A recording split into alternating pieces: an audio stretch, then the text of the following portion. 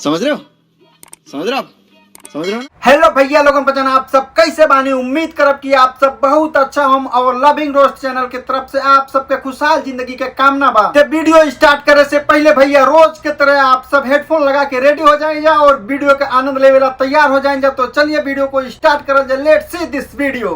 कुंवारी लड़की ना चोदिए, चोद के करे घमंड। रुक रुक बहन की लौड़ी, अभी मैं तुझको बताता हूँ। कुंवारी लड़की ना चोदिए, चोद के करे घमंड। शुदी चुदाई चोदी जो लपक के रेवे लंड। रुको जरा, सबर करो। चल ले ए मेरी भी सुन ले जरा। रात होगा तो कंडोम भी दुहाई देगा। अच्छा, अरे रात होगा तो कंडोम भी दुहाई देगा और एक टांगों के बीच सारा जहां दिखाई देगा। जरा संभल कर करना जानी, एक काम है, अगर एक भी बिंदु गिरा तो 9 महीना बाद सुनाई देगा।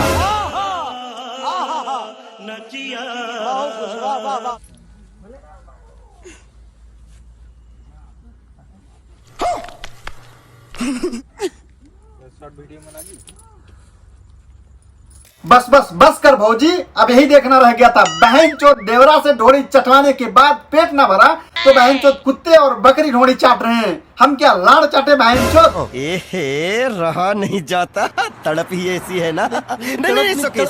देवरा मारल चाहे माजा राजा घर आजा। अरे वाह, अरे भौजी वाह, ये तो हर गाना सुनने के बाद हमार लाड़ मतलब हमार लाड़ तो एकदम खड़ा हो गई। करे जा घर आजा आ ऊ। अरे सर कैमरामैन कौन भौजी के ईपेल दे रखा रे? नहीं तो ये भैया तरे अरे भौजी का है आ ऊ आ करत बिया। करे जा घर आजा आ ऊ सट सट सट। अरे ना रे भौजी ना, सट सट ना करेला बल्कि गप गप करेला। ठीक बा, अगर जो डॉगी स्टाइल में मरवाइबे ना तो आवाज तुरंत चेंज होके फक फक करेला। भोसड़ी वाली भौजी। मजा आयल भैया? ते मजा आयल ते एक काम कर दा, हमारा चैनलवा के सब्सक्राइब करके बेल आइकन के प्रेस कर दा, काहे कि कल हो सेम टाइम सेम ही टाइम एक नया वीडियो लाइव आप सबके एंटरटेनमेंट करावे के फुल कोशिश करब। तो चला आप सबसे विदा लेत बानी, तो आप सब चैनलवा के सब्सक्राइब करके जाइम और बिहान यही टाइम आ जाइम।